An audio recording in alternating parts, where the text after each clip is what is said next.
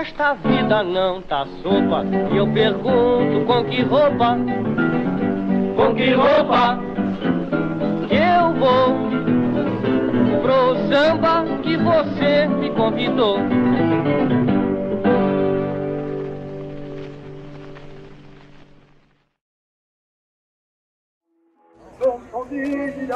Eu me levanto e corro em busca do meu amor. Ela sorrindo, Esse ritmo é bem interessante e como tem uma letra irreverente, não é? O cantor tenta retratar os costumes da época com uma certa, digamos, ironia e irreverência. Comandante, não me diga que essa canção está ligada à nossa missão. De certa forma, sim. A missão de hoje está relacionada ao realismo e naturalismo.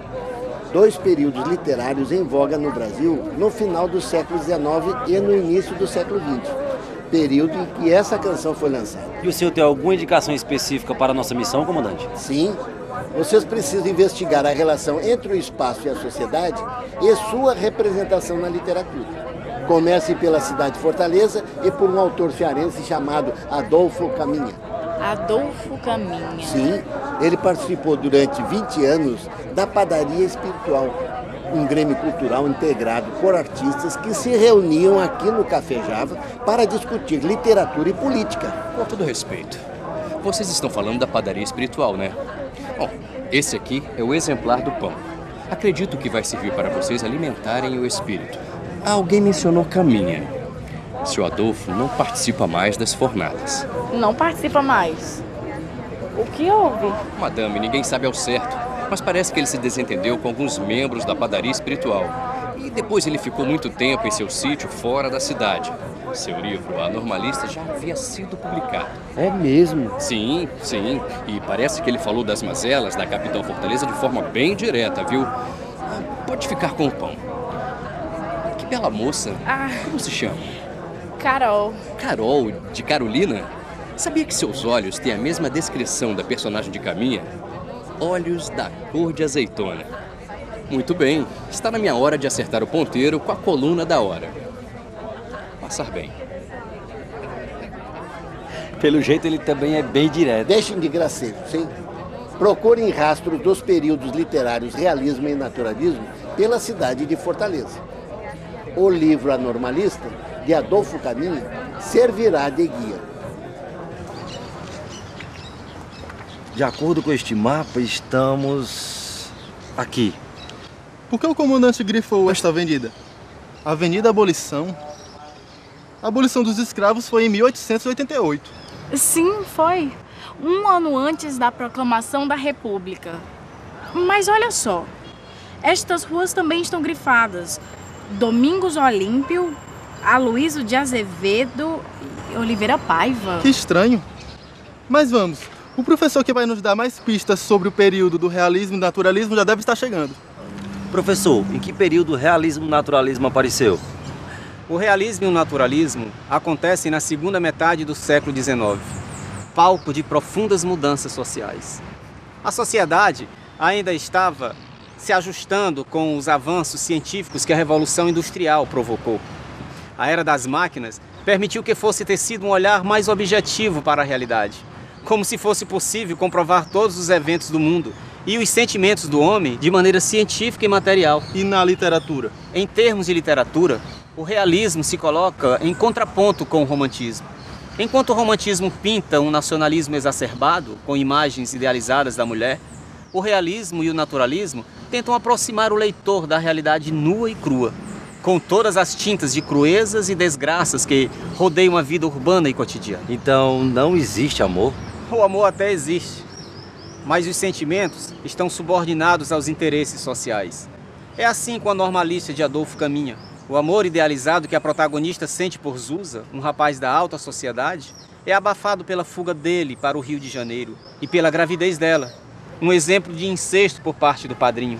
E essa característica vai se repetir em outros autores desta época, como Domingos Olímpio, Aloysio de Azevedo, Oliveira Paiva, que por falar em Rio de Janeiro, a cidade era palco de profundas mudanças e outros acontecimentos na segunda metade do século XIX.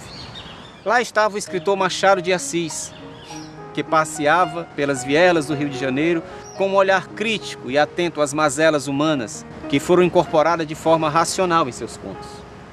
Vocês perceberam? Os nomes que estão grifados nas ruas de Fortaleza são os de autores do período literário descrito pelo professor. Oliveira Paiva, Rodolfo Teófilo.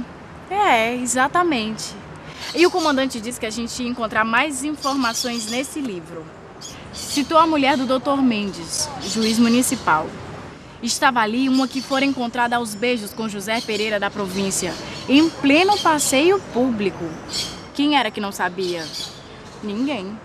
Nós estamos no passeio público, não? Claro, é isso. O realismo usava mesmo cenários locais e temáticas comuns ao povo naquela época. E o livro fala ainda da Igreja do Patrocínio. Ao dobrar a rua da Assembleia, o Zusa parou à espera que o bonde passasse e esteve considerando um instante. Estamos em frente ao Museu do Ceará, um antigo prédio da Assembleia da Província. É fascinante saber que os lugares ainda estão aqui, ainda que com outras funções nos dias de hoje. Então tudo faz sentido agora. Se a missão é encontrar as características do realismo e do naturalismo, o livro de Adolfo Caminha deixa isso bem evidente, tanto na descrição dos personagens quanto na descrição dos locais. E os textos denunciavam a hipocrisia da sociedade com uma narrativa descritiva, quase de análise. Muito bem, tripulantes.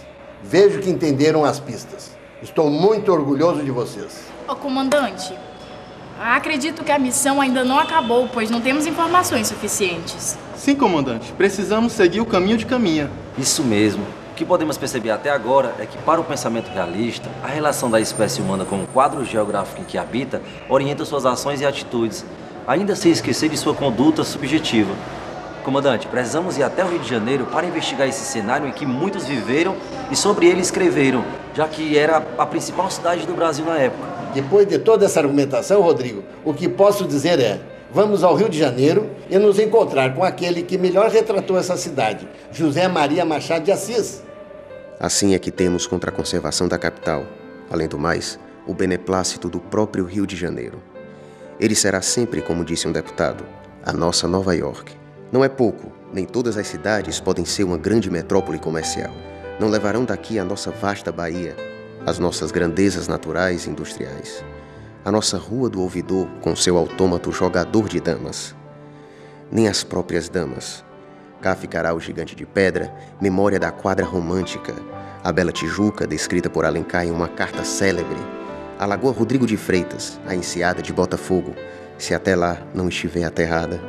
Tudo pode acontecer. Um dia, quem sabe, lançaremos uma ponte entre esta cidade e Niterói. Uma ponte política, entenda-se, nada impedindo que também se faça uma ponte de ferro. Ah, esse bruxo nunca saiu do Rio de Janeiro e lê a realidade nacional em consonância com a realidade estrangeira a essa terra. Agora imagine que loucura, uma ponte entre a cidade de Niterói e o Rio de Janeiro. Que estranhos. Não vou viver com ninguém. Viverei com o Catete, o Largo do Machado, a praia de Botafogo e a do Flamengo. Não falo das pessoas que lá moram, mas das ruas, das casas, dos chafarizes e das lojas. Vou voltar para os meus escritos. Veja, ele está aqui. Papel, amigo papel, não recolhas tudo o que escrevi esta pena vadia. Querendo servir-me, acabarás desservindo-me. Porque se acontecer que eu me vá desta vida, sem tempo de te reduzir às cinzas, os que me lerem depois da missa de 7º dia, ou antes, ou ainda antes do enterro, podem cuidar que te confio cuidados de amor. Perceberam como o amor pode ter faces secretas em diversos gêneros literários? Percebi sim, me deu uma boa noção para entender o que é literatura. Pois esta vida não tá sopa, e eu pergunto com que roupa que eu vou pro samba que você me convidou. Com que roupa que eu vou pro samba que você me convidou.